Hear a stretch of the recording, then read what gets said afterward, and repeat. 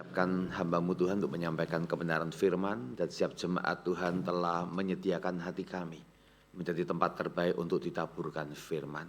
Kami percaya Roh Kudus akan bekerja di dalam penyampaian firman atas hamba-Mu yang penuh kelemahan, juga atas setiap kami Bapa Surgawi dalam kelemahan kami untuk menangkap akan kebenaran firman-Mu. Engkau bekerja mengatasi semuanya, supaya kami Tuhan berubah paradigma pikiran kami dan diubahkan kehidupan kami. Jadi kami Tuhan memohon dengan rendah hati di dalam Yesus Kristus. Amin. Selamat pagi Bapak Ibu semuanya, Shalom. Senang sekali ya bertemu di tempat yang baru ya buat saya hari ini ya. Lase Andri, terima kasih kesempatan melayani. Saudara-saudara, hari ini kita membahas sebuah tema yang menarik saudara. Tentang syafaat, doa syafaat. Ya, berbicara mengenai syafaat tolak ukurnya gampang saudara-saudara ya. Apakah syafaat itu penting atau enggak? Biasanya terlihat dari kebaktian doa kita. Ya, berapa orang yang hadir menunjukkan tidak menjadi patokan karena kita bisa bersyafaat dari rumah. Namun kadang-kadang bisa menjadi sebuah tolak ukur. Apakah bersyafaat itu menjadi hal yang penting di dalam kehidupan kita. Di dalam tatkala kita berdoa. Bapak Ibu saya mau tanya. Ya, kalau Anda datang kepada para rohaniwan kita, ya biasanya kita minta didoakan tuh hal apa? Pusing-pusing ya, apalagi ya, pusing kepala, pusing dompet, apalagi ya, pusing, apalagi ya, kesehatan anak-anak kita, cucu kita, aduh kita biasa semacam itu ya. Kalau Anda sedang doa syafaat, biasanya Anda ingin didoakan apa? Menarik saudara-saudara, hari ini kita akan membicarakan mengenai apa yang harusnya bisa kita lakukan di dalam kita berdoa. Menurut Kolose pasalnya yang pertama, ayatnya yang ke-9 sampai yang ke-14. Mari kita melihat bersama Kolose pada pasalnya yang ke-9, pasalnya yang pertama, ayat yang ke-9 sampai yang ke-14. Saya berikan di layar. Dikatakan semacam ini Bapak Ibu. Sebab itu sejak waktu kami mendengarnya, artinya Paulus mendengar kabar tentang jemaat di Kolose. Kami tiada berhenti-henti berdoa untuk kamu. Apa yang didoakan? Kami meminta supaya kamu sehat-sehat dan baik-baik saja, uangnya banyak, dan kemudian anak cucunya menjadi anak cucu yang baik. Betul begitu? Enggak ya. Kami meminta, ini adalah yang diminta oleh Paulus. Kami meminta supaya kamu menerima segala hikmat dan pengertian yang benar untuk mengetahui kehendak Tuhan dengan sempurna. Jadi lebih daripada segala persoalan-persoalan yang kita hadapi dalam kehidupan, pergumulan-pergumulan dan segala macam keinginan kita, Paulus menyadari ada satu perkara yang jauh lebih penting dan jauh lebih utama untuk diminta kepada Tuhan.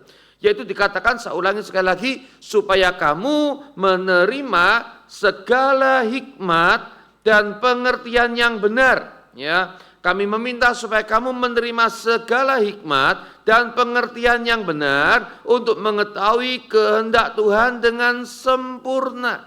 Mengapa mengetahui kehendak Tuhan dengan sempurna itu penting? Dikatakan faedahnya atau manfaatnya adalah ayat 10. Sehingga yang pertama, hidupmu layak di hadapannya serta berkenan kepadanya dalam segala hal. Yang kedua, dan kamu memberi buah dalam segala pekerjaan yang baik.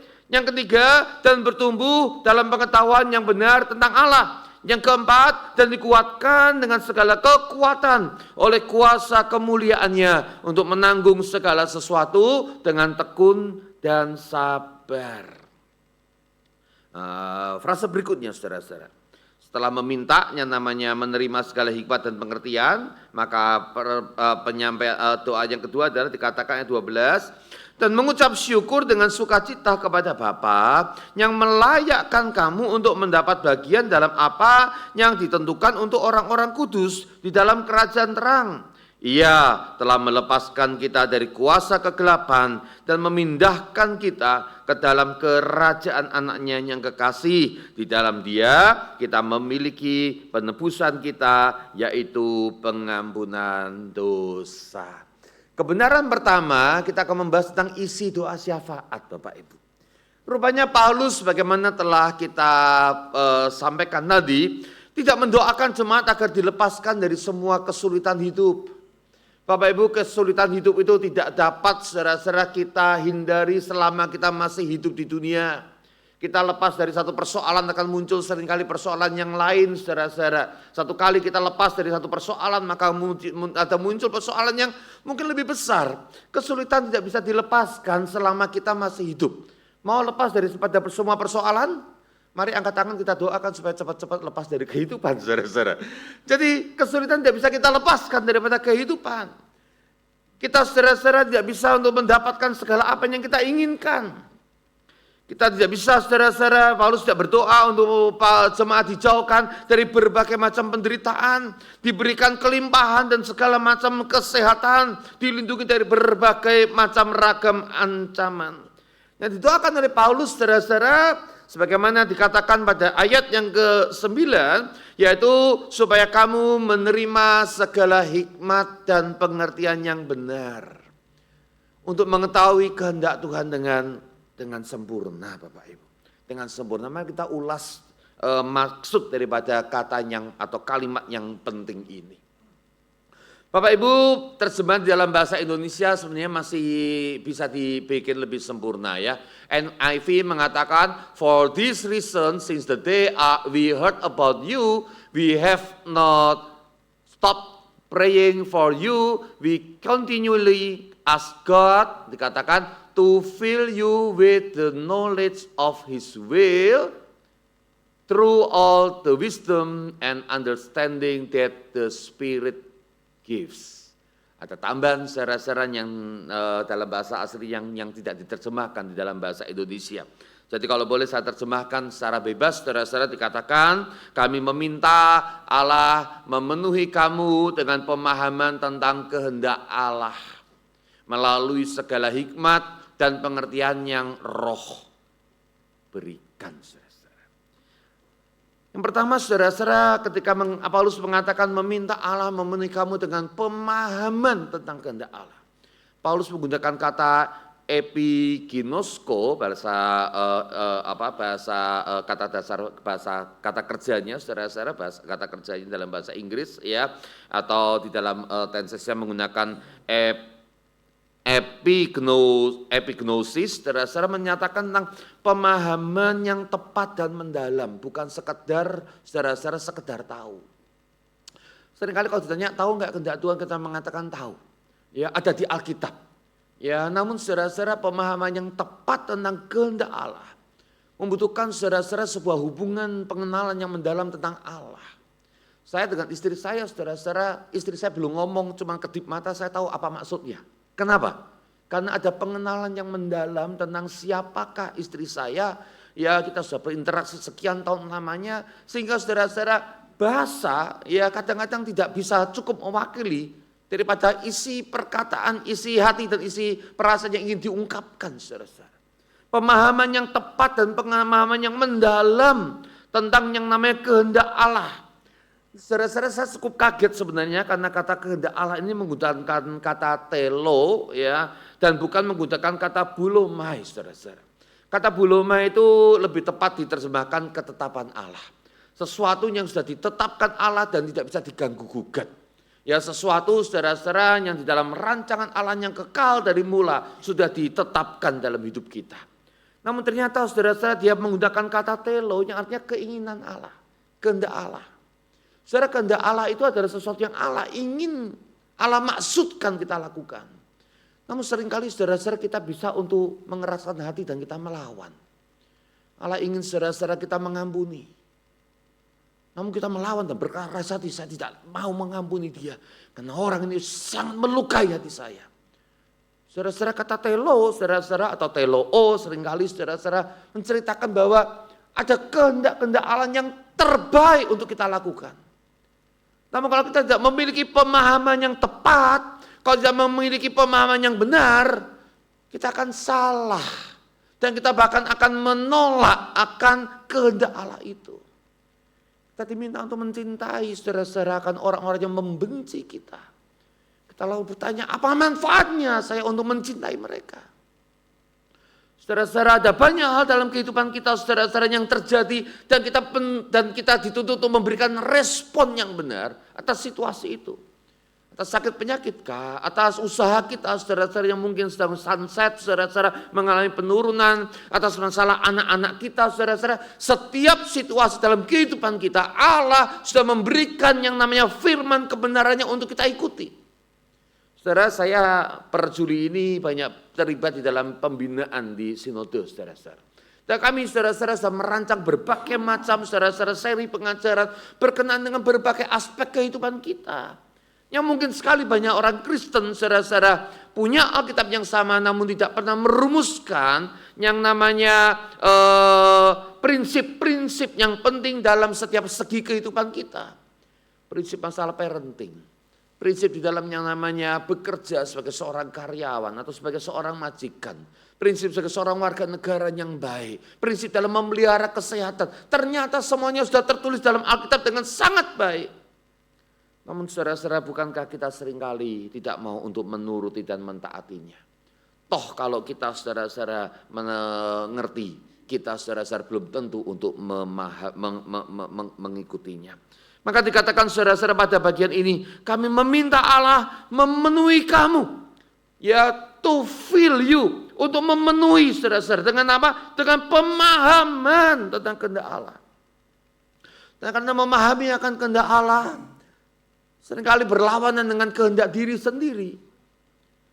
Saudara, ketika kita bersyafaat, seringkali saya ulangin saudara-saudara di bagian awal. Kita sebenarnya kalau kita evaluasi, sebenarnya kita sedang bersyafaat. Atau kita meminta untuk didoakan saudara-saudara untuk perkara-perkara berkenaan dengan apa yang kita inginkan. Manusiawi, ego. Itu sebabnya mengapa saudara-saudara mengerti yang namanya bukan kehendak diri namun kehendak Allah. Ada sebuah pertentangan di sana. Maka kemudian Paulus berkata saudara-saudara untuk mendapatkan yang namanya pemahaman tentang kehendak Allah. Paulus berkata engkau perlu segala hikmat dan pengertian yang Roh Kudus berikan kepada Anda dan saya sebagai orang percaya. Segala hikmat menggunakan kata Sofia, saudara-saudara, artinya adalah cara pandang ilahi atas kehidupan. Ada cara memandang kehidupan dengan cara pandang manusiawi, yang man's perspective. Ada saudara-saudara cara memandang kehidupan dengan cara pandang saudara-saudara dari atas, saudara-saudara dari Allah, God's perspective.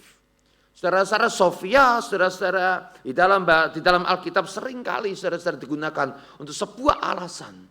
Engkau nggak bisa memahami kehidupan dengan pikiranmu sendiri. Ada sesuatu yang lebih besar yang Allah ingin kerjakan. Bahwa mungkin saudara-saudara kesulitan kita dan perjuangan kita menghadapi tantangan kehidupan menjadi sebuah inspirasi yang besar buat anak kita. Dan seperti Daud yang berjuang luar biasa, Salomo yang kemudian saudara-saudara mengembangkannya. Mungkin segala apa yang kita lakukan saudara-saudara menjadi kesempatan bagaimana Allah menggembleng anak kita. Dan anak kita kemudian menjadi orang yang besar dan diberkati dan bahkan menjadi berkat bagi sesama. Jadi untuk mengerti akan yang namanya hikmat yang daripada Roh Kudus, tidak mudah. Tidak selalu kita bisa memahaminya saudara-saudara, kecuali kita saudara-saudara bersandar pada Tuhan. Maka Paulus berkatakan, saya berdoa bukan untuk memuaskan keinginanmu. Saya berdoa supaya kita semua bisa mengerti akan keinginan Tuhan atau kehendak Tuhan. Segala hikmat dikatakan dan pengertian yang Roh berikan. Saudara-saudara sunesis, saudara-saudara membicarakan mengenai kemampuan untuk memilah dan menilai situasi dengan benar. Bahwa apa yang kita pandang baik belum tentu baik. Apa yang kita pandang buruk justru seringkali mendatangkan kebaikan. Saudara-saudara hidup ini complicated saudara-saudara. Kalau kita ukur dengan yang namanya pemahaman kita yang cetek ini, yang terbatas ini. Maka seringkali kita memandang segala situasi dengan cara pandang yang sesaat saja. Ya, kalau saudara-saudara kita namanya dapat proyek besar dalam usaha, wah baik. Belum tentu. Tunggu 5 tahun saudara-saudara atau tunggu bahkan cuma 1 tahun proyek besar yang nampaknya baik ternyata justru menyeret kita dalam kerugian yang besar. Karena mungkin mitra usaha kita justru saudara-saudara adalah orang yang akhirnya kemudian menggerogoti dan menghabiskan akan modal usaha kita. Yang kita pandang baik, yang dipandang baik oleh Tuhan berbeda. Saudara-saudara yang kita pandang buruk, seringkali justru menjadi hal yang baik di dalam kehidupan kita. Saudara-saudara itu sebabnya mengapa Paulus saudara-saudara ketika mendengar akan kabar jemaat di Kolose. Pertama-tama dia tidak mendoakan saudara-saudara persoalan-persoalan pastoral mereka. Situasi-situasi yang mereka hadapi. Namun di pasal yang pertama dia berkata, aku bersyafaat, aku berdoa supaya jemaat Kolose punya pemahaman yang tepat tentang keinginan atau kehendak Allah. Diberikan yang namanya hikmat, diberikan yang namanya pengertian yang Roh Kudus berikan. Saudara, kalau kita mendoakan anak kita, saudara-saudara, belajar berdoa seperti yang Paulus doakan. Bukan cuma mendoakan masalah-masalah yang yang sesaat, yang real yang dihadapi. Minta yang namanya saudara-saudara, Tuhan berikan pada anak saya pemahaman yang benar tentang kehendak Allah. Mari Roh Kudus berikan Sofia, ya berikan yang namanya hikmat, berikan yang namanya discerning spirit, berikan yang namanya pemahaman untuk memilih akan berbagai macam situasi. Karena saudara-saudara kalau kita mulai mendoakan saudara-saudara semacam itu, maka ini yang akan terjadi. Yang pertama saudara-saudara, orang yang kita doakan itu akan punya kehidupan yang layak di hadapan Tuhan. Berkenan dalam segala hal. Karena setiap kita punya jalan panggilan, Allah punya jalan panggilan, dan Allah punya agenda untuk Anda dan saya, amin. Ya, Anda sebagai orang tua, Tuhan punya agenda. Anda sebagai opa oma, ada agenda Tuhan dalam hidup kita. Cuma persoalannya, agenda Tuhan dengan agenda kita itu seringkali tabrakan. Ya persis seperti kalau kita saudara-saudara bikin agenda, bikin jadwal dengan anak kita. Nanti hari Senin papa mau ke sini ya, kamu bisa ikut apa enggak? Oh saya punya acara lain. Ada pertentangan agenda, ada tabrakan agenda. Sebabnya mengapa saudara-saudara Paulus berkata, kalau engkau memiliki pemahaman yang tepat tentang kehendak Allah, maka hidup kita akan layak di hadapannya dan berkenan dalam segala hal. Ada banyak saudara yang Allah ingin tugaskan dalam hidup Anda. Namun kita nggak bisa paham saudara-saudara kalau kita tidak mengerti akan yang namanya kehendak Allah yang sempurna ini. Maka dikatakan yang kedua saudara-saudara, ketika hidup kita layak di hadapannya oleh karena mengerti akan setiap yang diinginkan oleh Allah, kita akan menjadi memberi buah dalam segala pekerjaan yang baik, kita menjadi berkat saudara-saudara. Saya percaya kita tidak pernah dipanggil Tuhan jadi parasit. Anda bisa membutuhkan pertolongan orang lain dan itu baik. Tuhan tidak memberikan kita saudara-saudara sebagai pribadi yang sempurna supaya kita enggak perlu ditolong orang lain.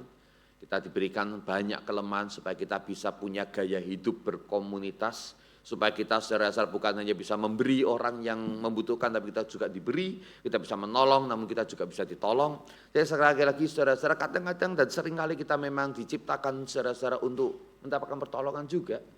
Namun hal yang terbesar saudara-saudara adalah Allah menciptakan Anda untuk memberi buah.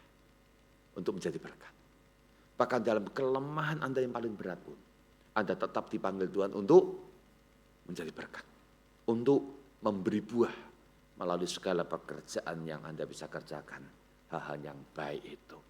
Jadi saudara-saudara kalau kita mengerti pemahaman tentang kehendak Allah, saudara-saudara kita akan ditolong mengetahui berbagai macam situasi. Corrie ten Boom, saudara-saudara, adalah seorang yang ditangkap saudara-saudara oleh tentara Nazi Jerman. Dan dia bersama dengan kakaknya Betsy, saudara-saudara, dia masukkan di kamp konser yang sangat pengap, kumuh, jorok. Dan saudara-saudara mengalami berbagai macam siksaan. Betsy adalah seorang yang beriman. Ya walaupun saudara-saudara baru pemuda awal, pemudi. Dia saudara-saudara memiliki pemahaman yang baik tentang firman Tuhan. Dia menghibur hatinya si Corrie ini saudara-saudara. Ya masuk camp ini berat. Mari kita cari maksud Tuhan di dalam situasi yang berat itu. Lalu mereka mengingat sebuah ayat. Lalu mengatakan mengucap syukurlah dalam segala perkara. Lalu kemudian Betsy mengatakan yuk kita mulai belajar. Mengucap syukur dalam segala perkara, saudara-saudara. Jadi kemudian mereka mulai melihat, saudara, kita bersyukur hari ini. Kita masih di dalam kamp konsentrasi, tidak dipisahkan. Masih bisa kakak beradik, masih bisa ketemu saling menguatkan. Wah betul, ini alasan untuk bersyukur. Mereka mulai bersyukur, saudara-saudara. Untuk memahami yang namanya kehendak Allah. Kadang-kadang sulit. Maka mereka berdoa, mereka membantu mendapatkan yang namanya pemahaman dari roh untuk boleh mengerti berdasarkan kehendak Allah dan menjadi berkat. Dan benar dengan cara itu mereka yang baru, mereka mulai menjadi berkat di tengah-tengah situasi yang ada. Cuma ada satu persoalan yang Kori nggak bisa bersyukur, saudara-saudara. Kem itu penuh dengan kutu. Jadi kalau dia tidur gatal batin semua sudah selesai tidur bangun, saudara, gatalnya masih seharian dia rasakan. Besi mencoba untuk menghibur dengan berbagai macam cara pemahaman menurut yang dia bisa berikan, tetap gagal. Kenapa? Ada kutu yang mengganggu saya setiap malam dan pagi-pagi badan saya sakit semuanya oleh karena gatal yang luar biasa itu. Saudara-saudara, sampai setelah berjalan sekian lama berbulan-bulan. Lalu kemudian Kori saudara-saudara mendapatkan sesuatu. Ini saya itu kalau mau disiksa, semua orang di sana harus dikeluarkan dulu dari penjara dan gak pernah para penjaga itu masuk ke camp kami untuk yang namanya bongkar ketika kami tidur supaya kami dibangunkan untuk pukulin kami sementara kami ada di camp. Kenapa ya? Rupanya jawabannya itu saudara-saudara, kutu. Jadi oleh karena camp itu ada banyak sekali kutu. Bahkan para penjaga itu tidak pernah mengganggu waktu mereka tidur. Jadi dari itu mulai dia bisa bersyukur saudara-saudara. Bahwa ternyata kutu dipakai Tuhan untuk membuat dia memang gatal. Tapi gak diganggu oleh para penjaga. Gak dipukulin, gak dibangunkan waktu tidur. Ya dia mulai berdamai dengan kutu. Dan dia saudara-saudara mulai melihat ternyata Tuhan menjaga dia. Belakang kita tahu saudara-saudara bahwa akhirnya Corrie ten Boom bisa lolos dari kamp konsentrasi itu. Dan dia menjadi seorang pengkhotbah yang banyak menyaksikan akan kemurahan Tuhan di dalam masa yang paling sulit dalam kehidupannya. Tidak selalu kesulitan dilalukan. Bahkan kesulitan itu berjalan dengan cukup lama dan panjang. Namun saudara-saudara kalau kita saudara-saudara memahami sebagaimana yang dikatakan oleh Paulus, kita berdoa supaya mendapatkan pemahaman yang benar tentang kehendak Allah. Saudara-saudara maka kita dicakapkan untuk saudara-saudara menghadapi akan setiap persoalan kita. Nah, ini ketiga poin berikutnya adalah akhirnya kita bisa bertumbuh dalam pengetahuan yang benar tentang Allah. Halo, bahwa Allah itu baik dan sangat baik dan tetap baik. Walaupun situasi keadaan nampak tidak baik. Namun kita tahu saudara-saudara dalam segala situasi yang ada sebenarnya Allah tetap baik. Dan saya merancangkan perkara-perkara yang terbaik. Saudara. Bertumbuh dalam pengetahuan. Saudara, persoalan kita adalah kita punya banyak pengetahuan tentang hal duniawi, tentang hal keuangan, tentang hal saudara. Namun kita nggak pernah memahami bertumbuh dalam pengetahuan yang tentang Allah. Saya ulangin, kita saudara-saudara cara untuk bertumbuh dalam pengenalan atau pengetahuan tentang Allah. Ya. Jadi kalau ada seri pembinaan di gereja, saudara-saudara doa, saat teduh, ya kemas, saudara-saudara itu menolong kita untuk bertumbuh dalam pengetahuan yang benar. Itu perlu didoakan. Saya ulangin saudara-saudara, Paulus berkata, saya doakan kamu supaya kamu memiliki pemahaman yang benar tentang Allah. Dan kamu bisa bertumbuh dalam pengetahuan yang benar tentang Allah. Kita bersyukur kita punya Alkitab. Waktu surat Kolose dibuat oleh Paulus, Alkitab belum ada. Untuk bertumbuh dalam pengetahuan yang benar tentang Allah. Betapa sulitnya. Supaya mengapa Paulus berkata, aku berdoa.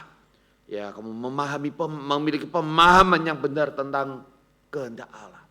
Ya, sehingga kamu bisa bertumbuh dalam pengetahuan. Saudara, sekarang kita pegang Alkitab. Kemana-mana kita bawa kalau Alkitabnya ada di handphone.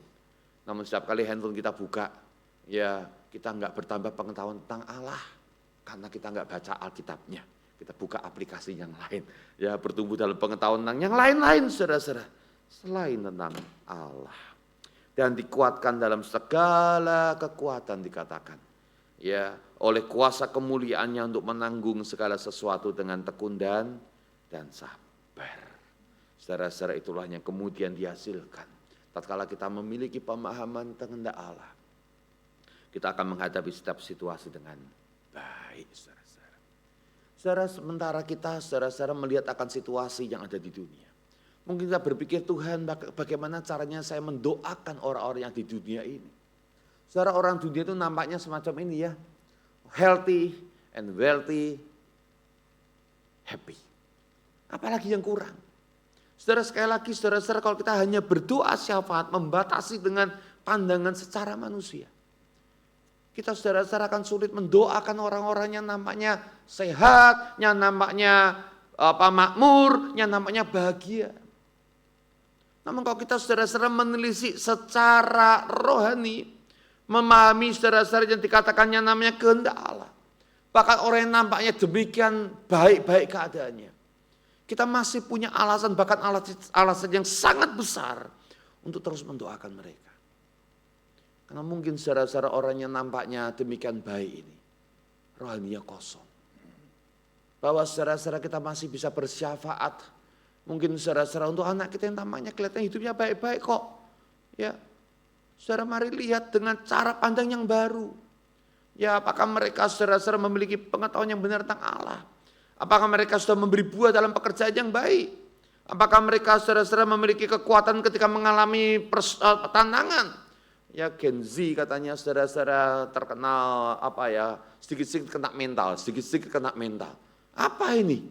Ya, orang kita saudara-saudara nggak pernah yang namanya kena mental. Ya, artinya saudara-saudara kekuatan mereka saudara-saudara masih lemah.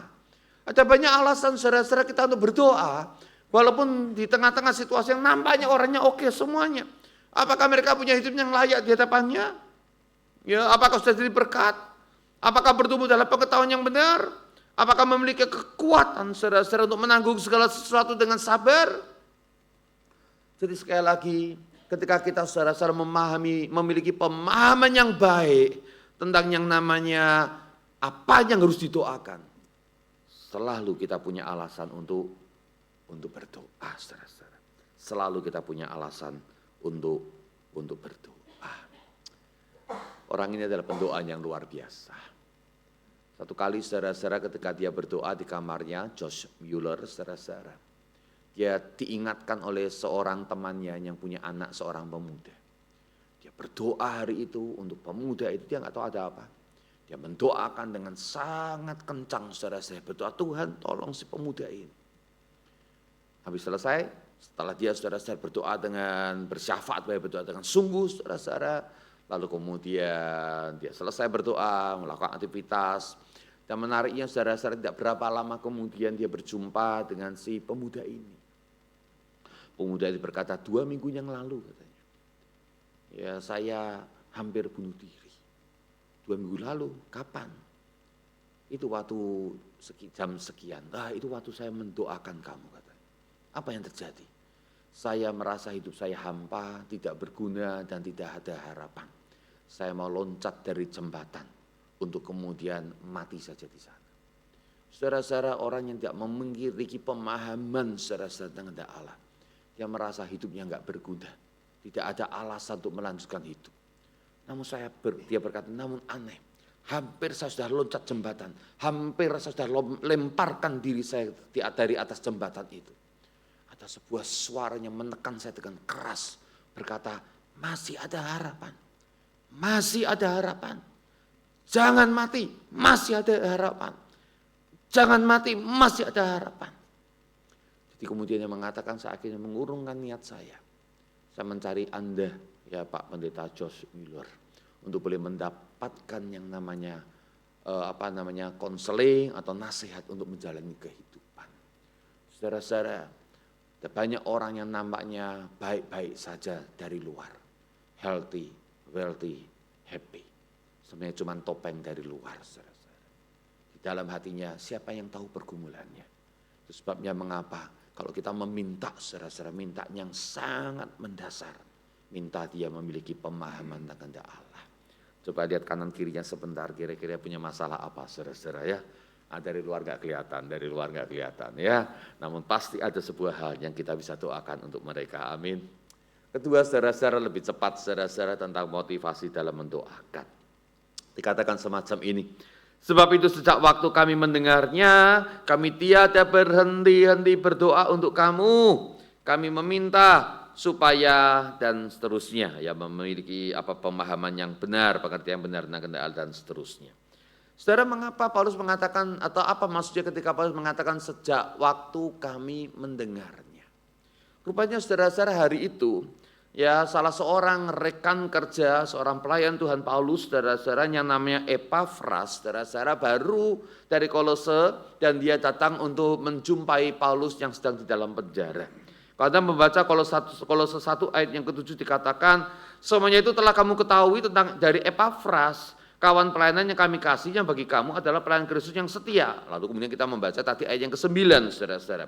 Kolose 2 mengatakan, karena aku mau supaya kamu tahu betapa beratnya perjuangan yang kulakukan untuk kamu, dan untuk mereka yang di Laodikia, dan untuk semuanya yang belum mengenal aku pribadi. Menarik ya. Rupanya Paulus itu belum pernah ketemu dengan jemaat Kolose. Kolose, saudara-saudara, dengar tentang Paulus, namun mereka nggak pernah ketemu, nggak pernah berjumpa muka. Ya, Paulus, saudara-saudara, didengar dari gembalanya, si Epafras, saudara-saudara. Hari itu Epafras yang melakukan pelayanan bukan cuma di Kolose, namun juga di Laodikia, saudara-saudara. Paulus belum pernah bertemu langsung, dia hanya dengar kabar. Namun yang menarik sekali lagi, saudara-saudara, ia berdoa dengan sungguh-sungguh. Tiada berhenti-henti berdoa, meminta dengan sungguh-sungguh, saudara-saudara. Kita seringkali mendengar kabar dari ladang misi kan ya. Hari ini mari kita berdoa untuk sebuah suku yang ada di sini, untuk sebuah bangsa yang ada di sana, ya untuk negara kita yang pemerintahnya. Kita cuma dengar, nggak kenal baik. Makanya kadang-kadang kita doanya cuman sekedar lewat, saudara-saudara. Namun Paulus itu berbeda. Ketika dia mendengar, saudara-saudara, akan situasi-situasi yang ada di dalam jemaat Kolose, dia berdoa dengan sungguh-sungguh, saudara-saudara. Ada persoalan-persoalan pastoral, Anda lihat pasal 3 dan beberapa bagian pasal 4. Ada persoalan-persoalan teologis juga, saya rasa kita akan mengulas ini setiap minggu, saudara-saudara. Namun saudara-saudara, Paulus, saudara-saudara, mendoakan mereka, saudara-saudara, dengan sangat serius dari hati yang peka dan peduli. Ya, peka dan peduli. Peka, sensitif. Waduh, jemaat butuh apa ya? Dan dia mendoakan saudara-saudara dengan kepedulian yang luar biasa. Tidak berhenti-henti berdoa, saudara-saudara. Dan meminta dengan sangat, saudara-saudara. Saya khawatir kita kehilangan seni berdoa. Ya, kebetulan minggu lalu saya juga berkhotbah tentang berdoa. Cuman temanya berdoa dengan intim, saudara-saudara. Ya, ada beberapa poin saya sampaikan di sana. Cuman saya hanya ingin sampaikan, kadang-kadang kita kehilangan seni untuk berdoa. Bahkan untuk berdoa pribadi. Kita kehilangan seni untuk berdoa. Kita sekedar membiarkan kehidupan berlalu begitu saja dan doa kita hanya sekedar menyampaikan sesuatu yang kita tidak yakin ada yang mendengar atau toh kalau ada yang mendengar kita saudara-saudara tidak mengharapkan sesuatu terjadi dari doa kita. Saudara-saudara kita kehilangan seni berdoa kadang-kadang. Kalau berdoa buat diri sendiri aja kita nggak bisa meminta atau dengan sungguh-sungguh. Apalagi kita mendoakan akan orang lain. Di dalam saudara-saudara di dalam bahasa Ibrani, saudara-saudara, berdoa syafaat itu menggunakan kata paga, artinya adalah orang yang menjadi mediasi sebuah negosiasi. Jadi kalau ada dua pihak, saudara-saudara, yang mau negosiasi dan negosiasinya berat, maka dia akan minta saudara-saudara seorang mediator supaya saudara-saudara terjadi yang namanya kesepakatan yang baik. Ada sebuah kata saudara-saudara dari paga, banyak yang dikaitkan dengan doa. Para nabi berpaga atau berdoa syafaat untuk umatnya, saudara-saudara. Namun ada satu bagian saudara-saudara di mana Abraham sedang meminta tanah untuk jadi kuburan istrinya. Dan karena itu tanah yang terbaik yang didapatkan oleh Abraham di tanah Kanaan, dia tahu ini negosiasinya akan berat sekali. Makanya kemudian berkata minta tolong kepada Bani Het, dikatakan saya minta tolong kamu ya jadi negosiator, kamu berpaga supaya saya bisa beli tanah milik daripada si Bapak Efron bin Zofar itu. Jadi meminta dengan sungguh supaya apa? Supaya bisa tercapai, saudara-saudara. Saudara, ketika kita berdoa syafaat, kita mendoakan orang, saudara, saya mungkin gak kenal Tuhan. Kita mendoakan orang yang mungkin sedang lemah imannya oleh karena situasi persoalan yang demikian berat, menutup pandangannya tentang kasih Allah. Orang macam ini saudara-saudara dia sulit sekali berdoa kepada Allah. Sebabnya mengapa kita menjadi negosiator, saudara-saudara, untuk mewakili akan yang namanya orang yang kita doakan kepada Allah. Serius meminta. Dalam bahasa Yunani, saudara-saudara, artinya adalah pembela di dalam sebuah pengadilan. Ada seorang saudara-saudara dipersalahkan atau sesuatu situasi saudara-saudara di mana dia jadi korban ketidakadilan, maka kita menjadi seorang pembela saudara-saudaranya, membela perkaranya di hadapan hakim. Jadi seorang pembela enggak bisa cuma sekedar bicara biasa-biasa aja. Dia akan saudara berbicara dengan sangat baik, dengan sangat meyakinkan, dengan kesungguhan hatinya. Supaya saudara-saudara terjadi apa yang diharapkan.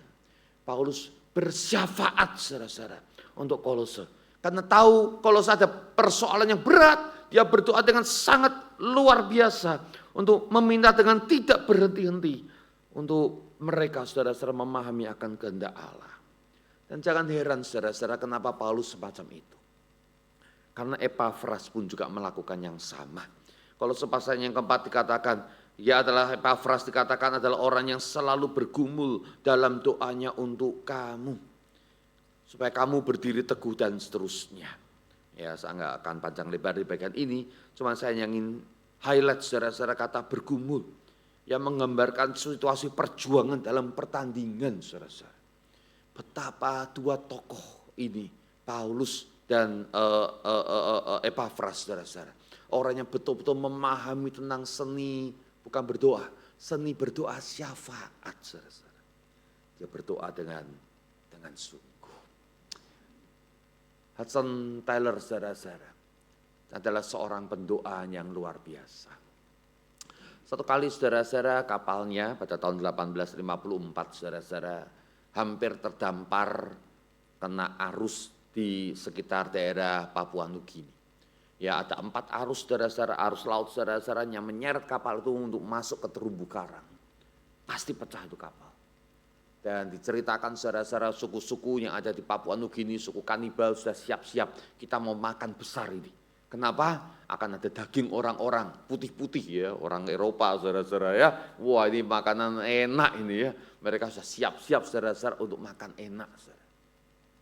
Kapten kapal ngomong sama kelasinya, kita sudah lakukan segala macam cara untuk melawan arus, tidak bisa, gimana ini? Hudson Taylor dengar, dia mengatakan, Kapten, ya ada satu cara yang kamu belum lakukan. Kita punya 4 orang Kristen di sini, kita belum berdoa. Ya kami mau berdoa sekarang. Diketawain sama seorang kelasi, ngapain berdoa? Emang berdoa bisa lakukan apa? Apa yang terjadi kalau kamu berdoa? Ya tapi 4 orang ini bersama dengan Charles Hudson Taylor. Dia masuk kamar, mereka berdoa. Tidak lama Hudson keluar mengatakan, kami sudah berdoa.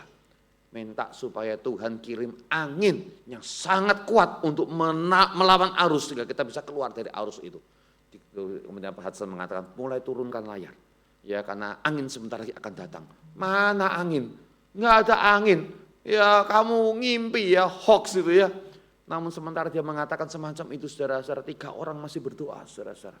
Hudson Taylor melanjutkan, setiap menit berharga. Kalau kamu nggak turunkan layar sekarang, ya angin gak akan cukup cepat untuk mengangkat kita dari aliran arus air. Dan benar saudara-saudara ya, ketika saudara-saudara dirasakan angin ternyata mulai bertiup dengan kencang, makin lama makin kencang, layar diturunkan dan akhirnya kapal bisa berbelok melawan arus dan mereka selamat saudara-saudara. Doa ternyata saudara-saudara menghasilkan sesuatu. Ya, sementara kita berdoa dengan sungguh. Ada hasilnya saudara-saudara. Mereka lepas, lolos, dan akhirnya Hudson Taylor bisa melayani saudara-saudara. Dia mendarat saudara-saudara di tanah Tiongkok dan dia bisa melayani sebagai pekabar Injil di sana. Terakhir, kemenangan di dalam doa syafaat. Mengucap syukur dengan sukacita kepada Bapa yang, saya tambahkan tensesnya, yang telah melayakkan kamu untuk mendapatkan bagian dalam apa yang ditentukan untuk orang-orang kudus dalam kerajaan terang. Ya telah melepaskan kita dari kuasa kegelapan. Ya telah memindahkan kita ke dalam kerajaan anak yang kekasih. Di dalam Dia kita telah dan seterusnya dan selama-lamanya memiliki penebusan kita, yaitu pengampunan dosa. Ingat saudara-saudara, Anda dan saya bukan warga negara kerajaan dunia biasa. Anda adalah warga negara kerajaan Allah, saudara-saudara. Kita ini sudah dipindahkan dari kuasa gelap, saudara-saudara, kepadanya namanya kerajaan terang. Dipindahkan, saudara-saudara, ke dalam kerajaan Kristus yang terkasih. Jadi saudara-saudara, sebagai orang-orang saudara-saudara yang memiliki kewarganegaraan yang berbeda, kita harus memiliki cara pandang yang berbeda di dalam kehidupan. Mari kita bersyafaat, saudara-saudara, bukan masalah-masalah duniawi semata-mata. Kalau kita bersyafaat, saudara-saudara, kita juga berdoa, bersyafaat untuk perkara yang jauh lebih dalam, yang kalau didoakan saudara-saudara akan mempengaruhi saudara-saudara, menghasilkan sesuatu untuk hal-hal yang real itu.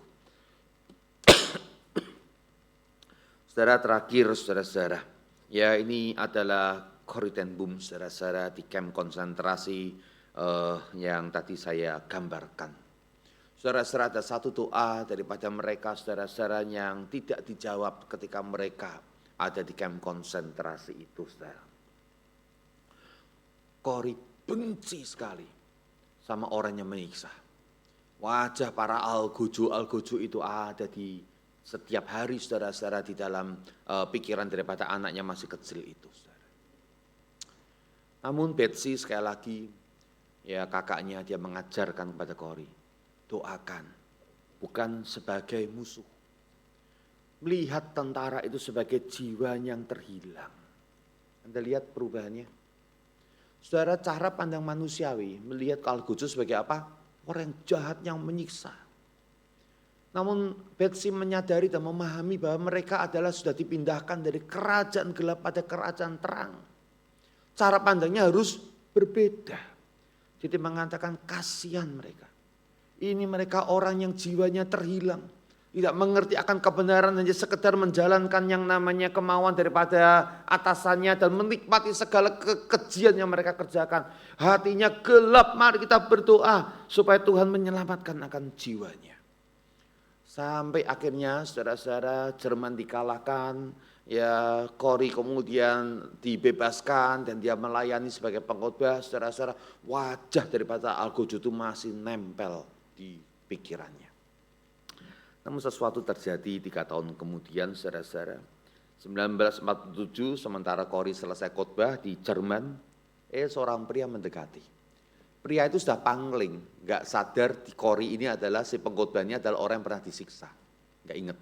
Cuman karena dia sedang berkhotbah tentang pengampunan hari itu Kori, si algojo ini saudara-saudara tergerak untuk minta didoakan si Kori, saudara-saudara, supaya dia diampuni. Kori ketika lihat si wajah si pemuda ini langsung ingat, ini orang yang dulu siksa saya. Dia berdoa, si pemuda itu, si bapak itu mengatakan, tolong doakan saya supaya saya diampuni oleh Tuhan dan diampuni oleh para tawanan yang saya siksa, katanya. Kalau dia mengatakan, Pak, saya orang yang Bapak siksa dulu. Saya sudah mengampuni Bapak, ya karena kasih Tuhan yang memampukan saya. Saudara-saudara, mari kita selalu melihat situasi lebih dalam daripada yang dapat dilihat secara jasmani. Karena kita adalah saudara-saudara orang-orang yang menjadi tebusan Kristus. Jadi mari saudara-saudara kita melakukan beberapa hal ini. Pertama, saya ajak kita untuk berdoa lebih luas dari lingkar pergaulan kita. Anda punya kenalan siapa? Anda punya keluarga siapa? Itu adalah orang-orang yang biasanya kita doakan, saudara-saudara. Itu pun kalau kita doakan, ya. Tapi saudara-saudara, seperti Paulus, mari kita berdoa lebih luas dari lingkar pergaulan kita. Yang kedua, mari kita berdoa lebih dalam dari apa yang terlihat, saudara-saudara. Ya, jangan lihat dari luar. Semuanya kelihatannya healthy, wealthy, happy. Kita lihat lebih dalam, saudara-saudara. Yang terakhir, saudara-saudara, mari kita berdoa lebih sungguh dari yang kita harapkan. Berdoa dengan lebih sungguh dari apa yang kita bisa harapkan. Mari kita berdoa. Bolehkah kita ambil waktu 1 menit untuk berdoa lebih luas dari lingkar pergaulan kita. Mari kita bersyafaat. Untuk 1-2 orang, untuk 1-2 institusi, untuk 1-2 suku, untuk 1-2 bangsa. Kita berdoa lebih luas dari apa yang kita biasa kenal atau lingkar pergaulan kita. Mari kita berdoa 1 menit saja untuk bersyafaat. Ya Tuhan. Ya Yesus. Ya Tuhan.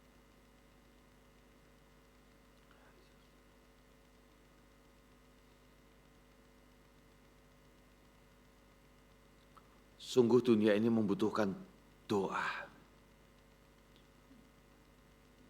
Dunia ini demikian gelap,